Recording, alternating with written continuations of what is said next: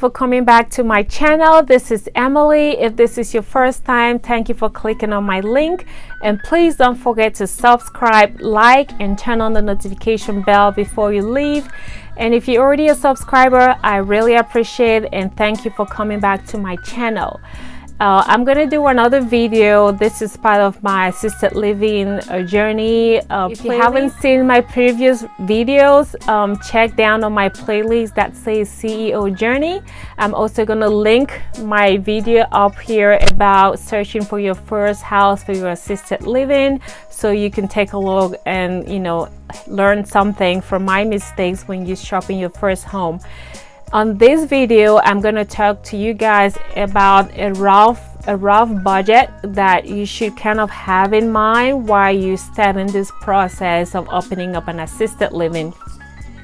Some of the expenses that we ended up making, we didn't really plan for, and we didn't know we were going to do those expenses, but we only found out in the middle of the process that this needed to be done, that needed to be done, and we just had to make way and accomplish that because we're already far deep into the process. So if you're brand new starting up this process, I wanted to share with you guys some of the big budget expenditures that we did, so you could kind of anticipate and plan for that while you starting this process. The first thing, or one of the big budget expenditure we did, was installing a sprinkler system.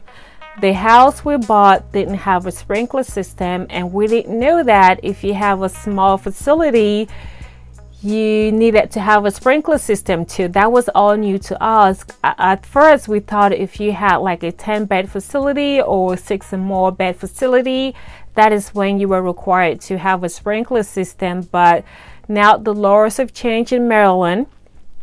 Every facility, whether it's a 1-bed or a 20-bed, you need to have a sprinkler system involved, because there was an incident down in the city that a place got burned down, and residents died because there were no sprinkler systems. So after that, every facility, whether big or small, you need to have a sprinkler system installed.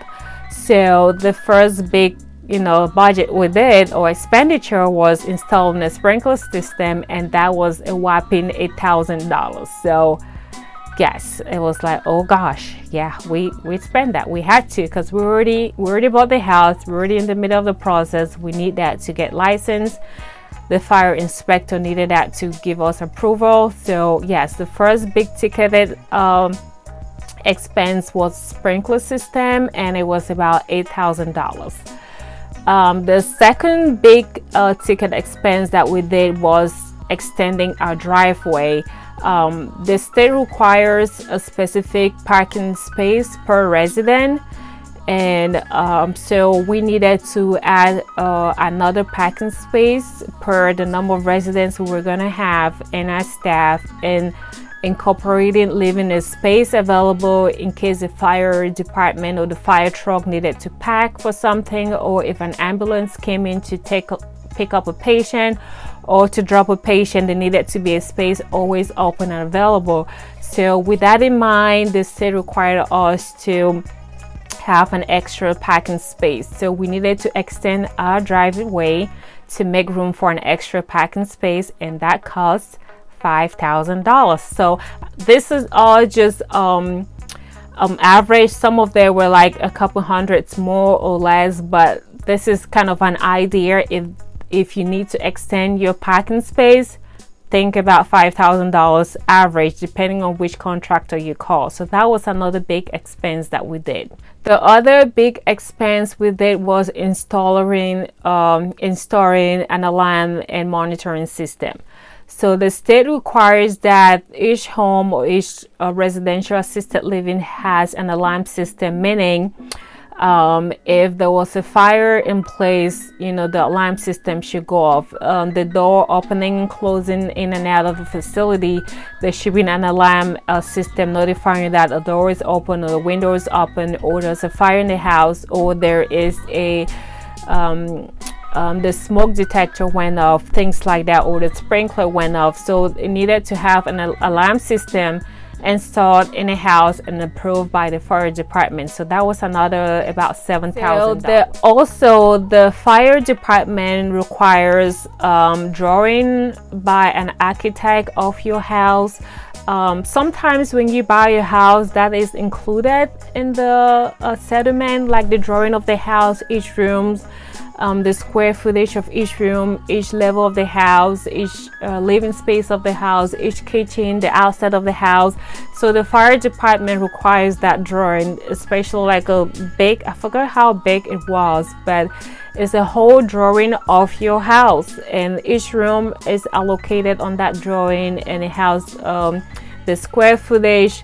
Each door is marked on the house, each exit are marked on the house, showing the fire extinguishers that are also marked on the drawing. So for us to have that done, we had to hire an architect, and that was I think that was about $3,000. I don't remember the exact figure, but it was definitely more than $2,000. So keep that in mind too if you need to have that done. Again, it also depends on which architect you call, which contractor. Some prices might vary depending on the area. And the other important thing for us, you don't need to have that, but for us, another important thing that we needed to have was a security system. You know, a good security system. So we had the whole house, well, only the common areas wired with security system, 24-hour monitoring, meaning all our entrance and exits, the kitchen, the dining room, the hallways leading to the rooms, the basement exit doors, and it's all running 24 hours only for the, you know, the resident safety, our safety, the staff safety, just to be able to know what's going on in the facility. If somebody needed help, you can, you know, monitor that remotely. That cost us about $7,000, and I think it's a necessity for us.